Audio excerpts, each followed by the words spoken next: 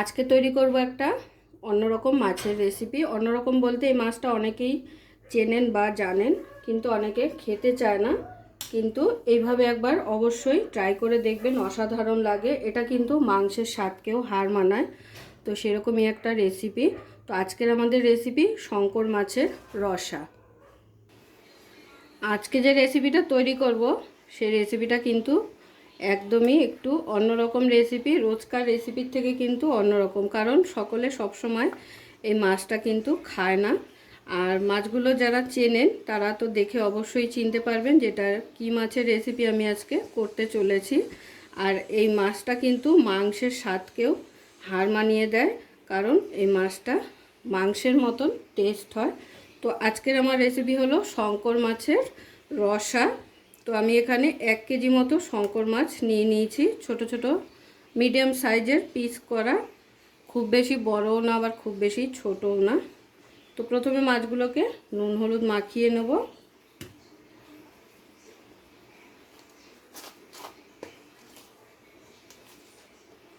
দিয়ে দিচ্ছি পরিমাণ মতো নুন।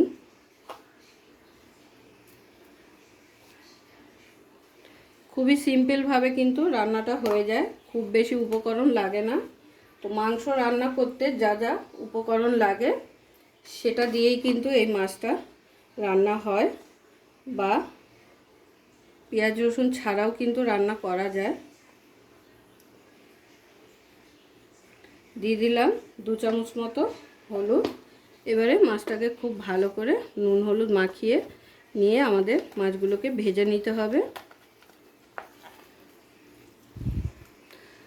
তো মাছটাকে নুন হলুদ মাখিয়ে নেওয়া হয়ে গেল। এবারে মাছটাকে কিন্তু ভেজে ফেলবো।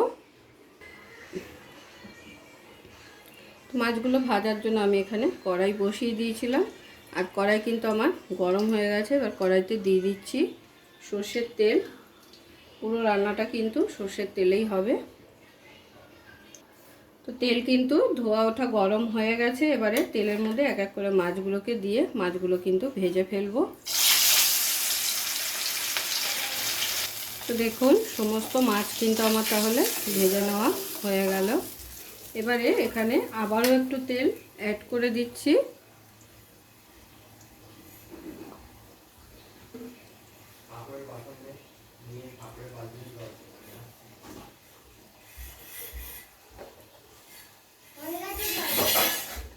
তেলটা অ্যাড করার পরে এখানে ফোড়নের জন্য দিয়ে দিচ্ছি সামান্য একটু গোটা জিরে।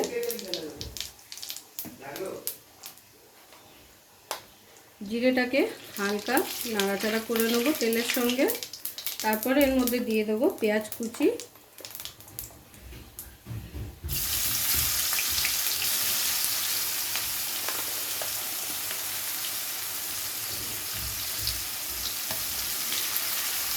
পেঁয়াজটাকে একটু হাত দিয়ে এইভাবে ছাড়িয়ে দেবো।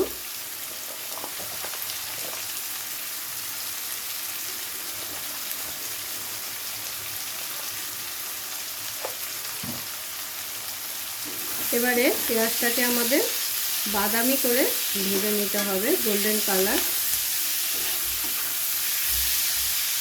আর পেঁয়াজটা যাতে তাড়াতাড়ি নরম হয়ে যায় সেই জন্য দিয়ে দিচ্ছি সামান্য একটু নুন।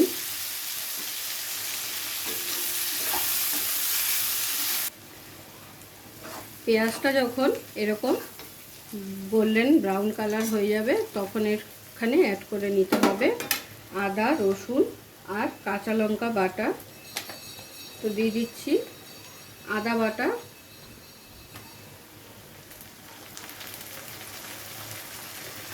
আমি 1.5 চামচ দিয়ে দিলাম। আর কাঁচা লঙ্কা বাটাটা আপনারা নিজেদের পছন্দ অনুযায়ী ব্যবহার করবেন, যে যেরকম ঝাল খেতে ভালোবাসেন। আর যেহেতু মাংসের মতো এই রান্নাটা হয় তো সেক্ষেত্রে একটু ঝাল ঝাল হলে কিন্তু ভালোই লাগে। তো আমি এখানে 3 চামচ মতো কাঁচা লঙ্কা বাটা দিয়ে দিলাম। আর দিয়ে দিচ্ছি রসুন বাটা। রসুন বাটাও আমি এখানে 1.5 চামচ দিয়ে দিলাম। এবারে সমস্ত কিছুকে পেঁয়াজের সাথে খুব ভালো করে আবার একবার কষিয়ে নেব, কাঁচা গন্ধটা না যাওয়া অবধি।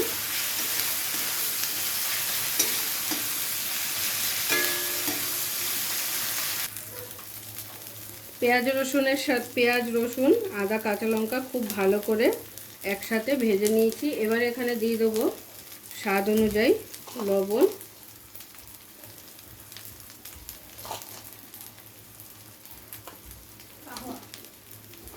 তার সঙ্গে দিয়ে দিচ্ছি হলুদ,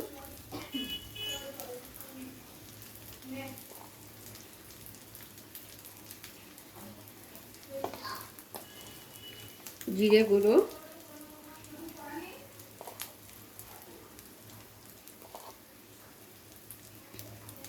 হলুদ দিয়ে দিলাম 3 চামচ, জিরে গুঁড়ো দিয়ে দিলাম 3 চামচ মতো। এবার দিয়ে দিচ্ছি রঙের জন্য কাশ্মীরি লঙ্কা গুঁড়ো,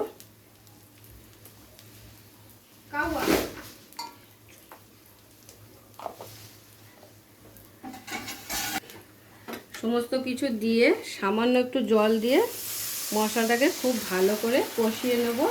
জলটা দেওয়ার কারণ হলো মশলাগুলো যাতে জ্বলে না যায়, সেই কারণে একটু জল দিয়ে মশলাটাকে কষিয়ে নিতে হবে।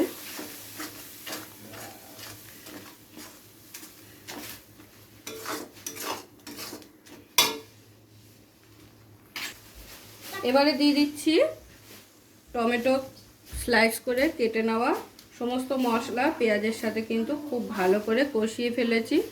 এবারে টমেটোটাকে দিয়ে গ্যাসের ফ্লেমটাকে লোতে করে একটু সময় এটাকে কষিয়ে নেব, টমেটোগুলো না গলে যাওয়া পর্যন্ত।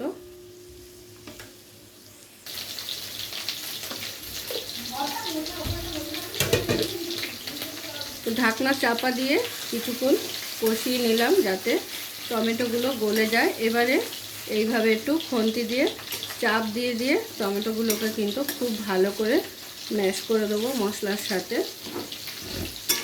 দেখুন মশলা কিন্তু খুব ভালোভাবে কষে গেছে আর মশলার গা থেকে তেল ছাড়তেও শুরু করে দিয়েছে। এবার আমি দিয়ে দিলাম গ্রেভির জন্য জল, খুব ভালো করে নাড়াচাড়া করে দিচ্ছি একটু। যেহেতু সেমি গ্রেভি হবে তো সেই কারণে খুব বেশি জল কিন্তু দিলাম না, মাছের পরিমাণ বুঝেই কিন্তু জলটা দিয়ে দিতে হবে, একটু গামাখা গামাখা করতে হবে।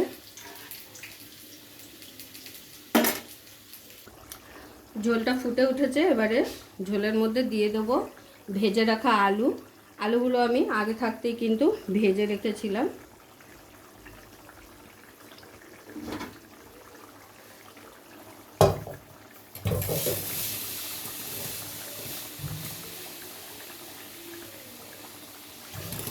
আপনারা যদি মনে করেন যে আলু ছাড়া করবেন তাহলে কিন্তু আলু ছাড়াও করতে পারেন বা আলু দিয়েও করতে পারেন, দুভাবেই করা যায়।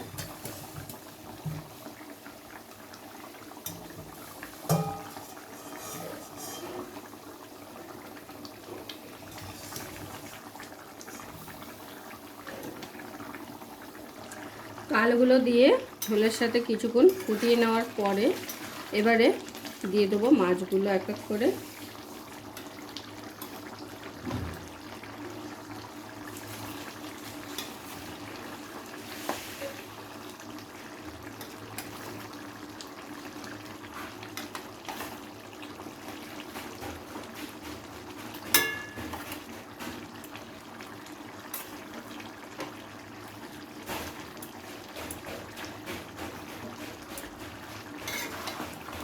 মাছগুলো দিয়ে খুব ভালো করে ঝোলের সাথে মিশিয়ে দেব।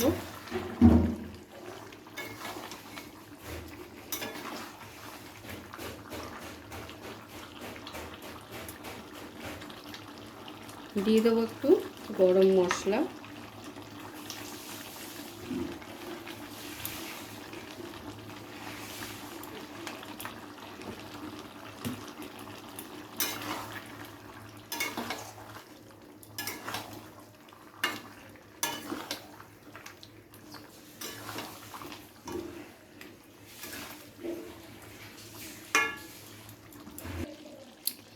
তো দেখুন শঙ্কর মাছের রসা কিন্তু আমার একদম রেডি। এবারে কিন্তু আমি নাবিয়ে ফেলবো, এটা গরম গরম প্লেটে সার্ভ করে নেব।